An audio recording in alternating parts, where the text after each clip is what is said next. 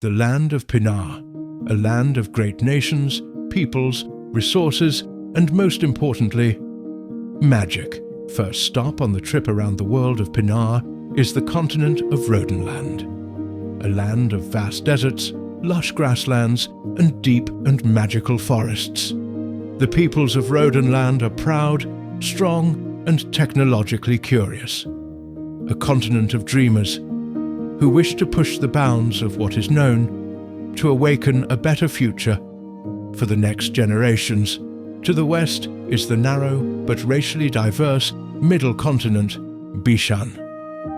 Bishan is a culturally and racially diverse continent, sandwiched in between the continents of Shintao to Uzbekistan and Bikandi. This continent is heavily contrasted by its harsh, barren, but surprisingly vastly populated eastern desert and its western jungles and swamps.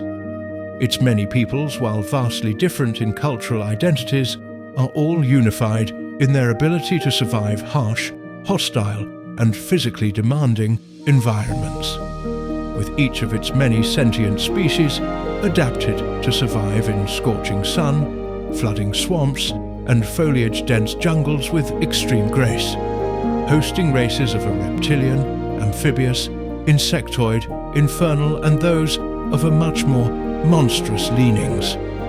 But most importantly, all of its many races being united under a sacred love for their homes and natural environments.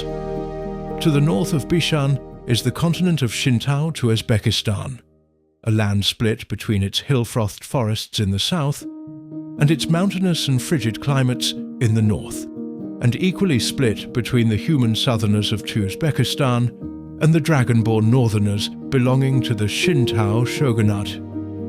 The one thing that can define all peoples from the Shintao to Uzbekistan continent is their deep and personal beliefs in their orders and their gods. To the south of Bishan is the southernmost continent of Bikandi. Bikandi as a land formation was born of volcanic and tectonic instability. In the southwestern most point of the map is the motherland of the great deep dark and ground-dwelling species of Pinar, as well as the adopted home of the great avian species. The surface of Bikandi being nearly uninhabitable has forced its species underground, or to the tops of its many mountain ranges. But with the harshness of life also comes the safety provided to its inhabitants against outsiders and the ill-adapted. The people of Bikandi are very different in every way, except for their deep ties to their respective communities and to the perfection of their ancient and unique crafts. And last but not least, Cove Island, as it is hilariously called by its latest inhabitants, is a near uninhabitable rock that forms a nearly complete circle around a rough and primordial sea. The sea fills about 84% of Cove Island's total surface area. Cove Island is a brutal, cold, and inhospitable land originally colonized by elves and later by humans once the elves began to die out. The land has only a singular island where any life can form, and the island is under constant stimulation from its inhabitants with nature magics to ensure their survival agriculturally. Cove Island is the only land in the world where vast quantities of every culture meet and interact.